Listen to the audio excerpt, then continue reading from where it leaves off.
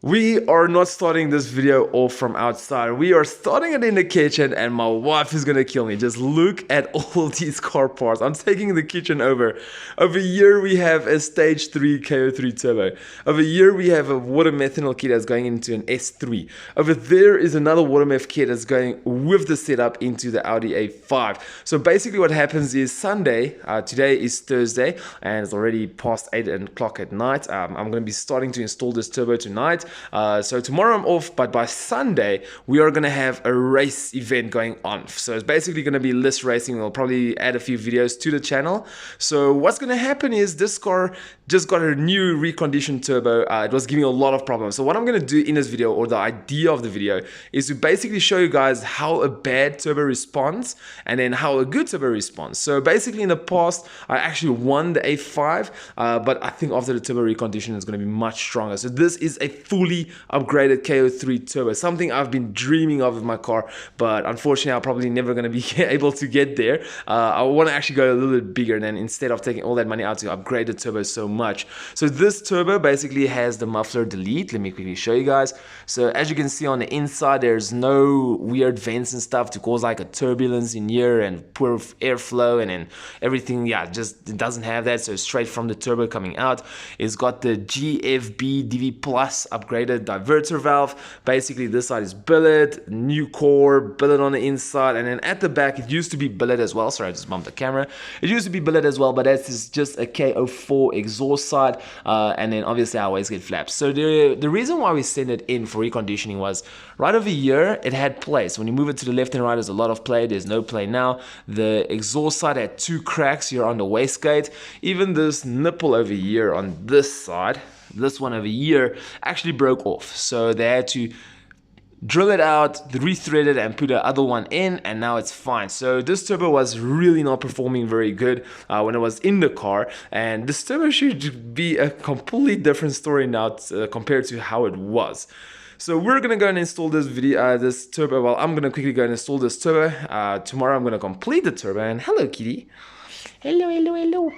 Yes, hello, hello, hello. So anyway, this turbo is probably going to be installed tomorrow, and we also got to get that water meth kit in before race day. So the purpose of this video and the idea of this video is I'm going to show you guys the logs before and the logs after, so that you guys can actually see how bad a bad turbo can be, like all the problems you guys can have with it and power struggles and all that kind of stuff. So what I'm going to do is I'm going to fast forward, and we're probably going to go to the logs and the testing of the turbo and everything, and we're going to see just how it performs afterwards compared to before.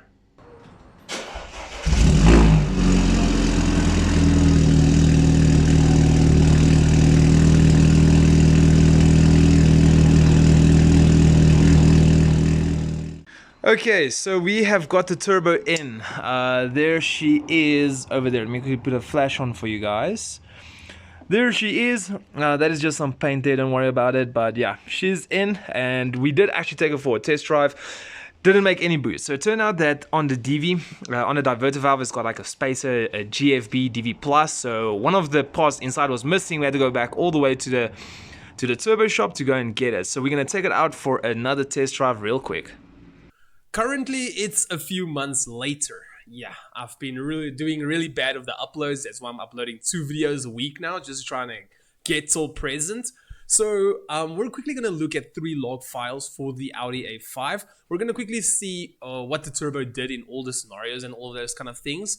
So let's quickly go through it. So here is the first log. So this was our literally first log we ever did.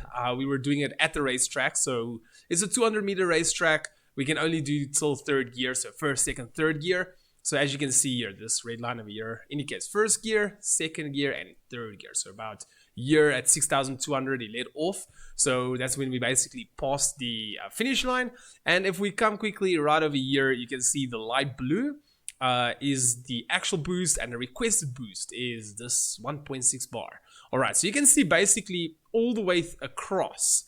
It was asking 1.7 bar, 1.7 bar, 1.6 bar, 1.5, 1.6. So it looks like the tune is basically made just to keep the boost at 1.6 bar request across.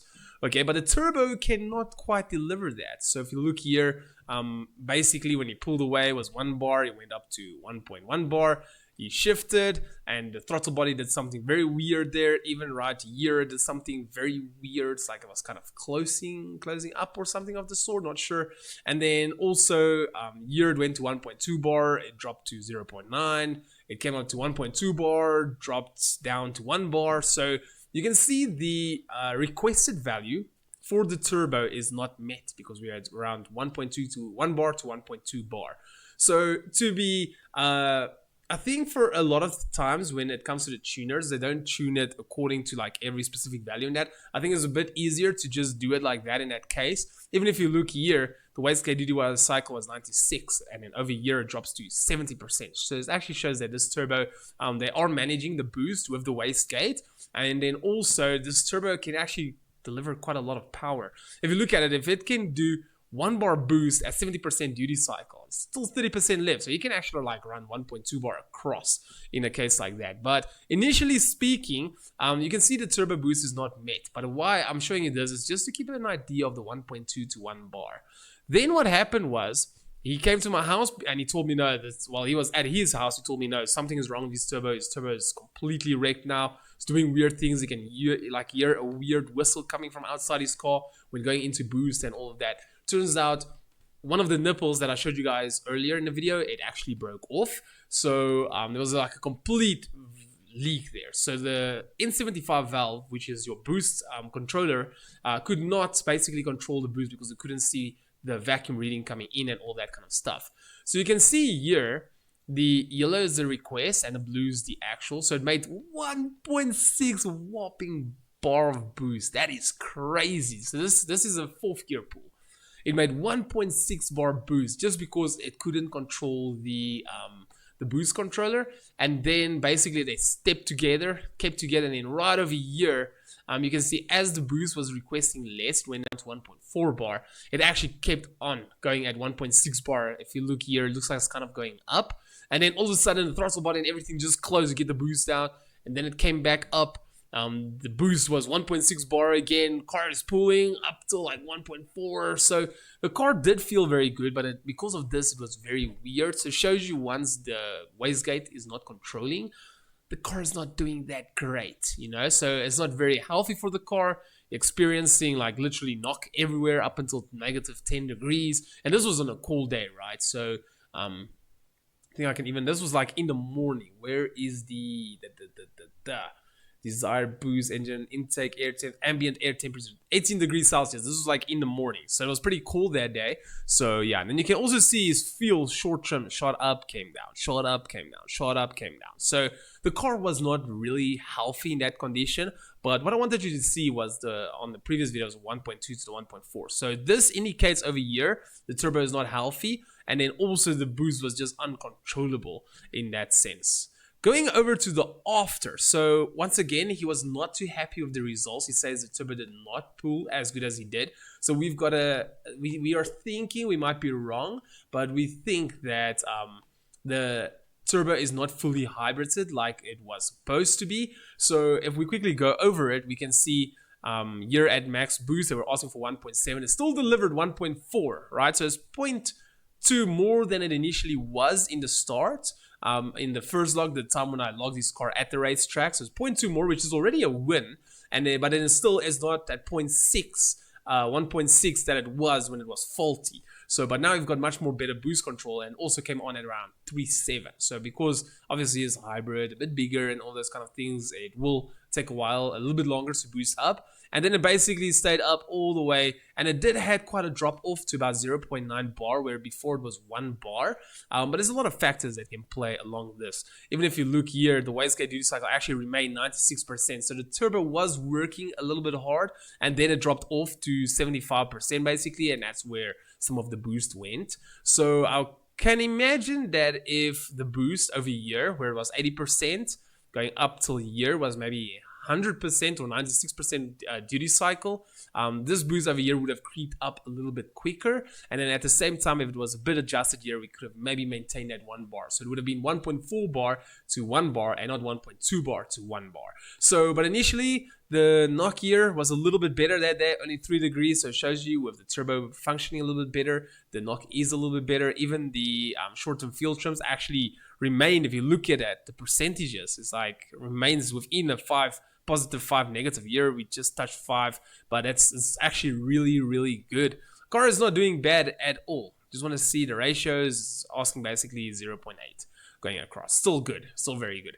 Okay, so that gives you a pretty good idea and understanding of how a bad turbo looks like, and then when you fix it up, and then the turbo isn't performing quite as well as it used to, but initially it had a bit more boost the day that we logged it at the racetrack, down low RPMs. With some tweaks, it can also make a little bit more boost with this wastegate adjustments at the back. But initially it's showing that this turbo is working very hard, because for a wide range from 3000 to 5300 RPMs, it is running basically 100% wastegate duty cycle. So the turbo is working a little bit hard, but it had its stock wastegate actuator on, but it was the upgraded shaft with the screws, so you can tighten it a little bit and all of that kind of stuff. It can be that the wastegate might have gotten a little bit damaged along the way, or they didn't tighten it at the flap so much as they should have. So it's actually just pushing a little bit open, losing some boost. But initially, this turbo was actually sold to his friend that I think I have the log. Hold on, let me show you guys quick. Okay, so here we are. Basically, we have the CDN motor, which is a 2-liter turbo motor. It went onto a 1.8 turbo, which is a CDH motor. Specifically, this motor is 118 kilowatts on the B8 A4, but on the B8.5, it's an 88 kilowatts. So this is the 88 kilowatt motor, held back from production so much, don't know why. So anyway, he actually made about 200 kilowatts on the fly. It has like more than double the power. And he also had a wastegate actuator upgrade. So initially, you can even make more power than that. So if we go here to the charge air pressure specified, this is basically how it's being specified, the boost that it wants. And if we go to the actual pressure, you can see it basically ramps up, but it reached max boost, basically the same where it was at 3,611. Let me just quickly go here, calculator. Okay, 3,600 RPMs. I'll quickly go there now. So as you can see, it held the boost pretty darn good the whole way. Just here it had like a slight little bit of a boost, but that's not bad at all. It's still basically maintaining it. So it had 4 twos. 1, 2, 3, 4. 4 twos. So we're gonna divide it by our ambient air pressure, which is gonna be 840. 840. So he made about 1.38 bar boost. So this number you guys are seeing here includes atmospheric pressure. Our atmospheric pressure here is 0.84 bar boost. So he made about almost 1.4 bar boost, and he basically held it till 5,500 RPMs. You can see the request, and then it kind of like dropped a little bit to 2040. So let's quickly go to 2040 minus 840. So he still made 1.2 bar boost. So when it went from because they actually took the turbo back for its final reconditioning because they were complaining about the power that wasn't so good. So this was after the upgrade, so it went to 1.4 bar, dropped off to 1.2 bar. So this turbo is doing very good. That car has got absolutely no traction because it's a front wheel drive manual one, but initially speaking, this turbo was actually really good. Like as it currently is, it's still in the car till today, has been there for a couple of months. He is hammering the car, he's enjoying the car, and the turbo is doing such a great job. So anyway, there we go. I love to give you guys a lot of information. So there you guys can see the before of the turbo, before it broke, when it broke, after it was fixed, and then it wasn't doing good, was sent back for repairs, went into another car and doing magnificently good. Anyway guys, okay, thank you so much for watching. I do hope you all enjoyed this little video. If you did, please make sure to drop a big like and subscribe, and I'll see you in the next one. But for now, peace out.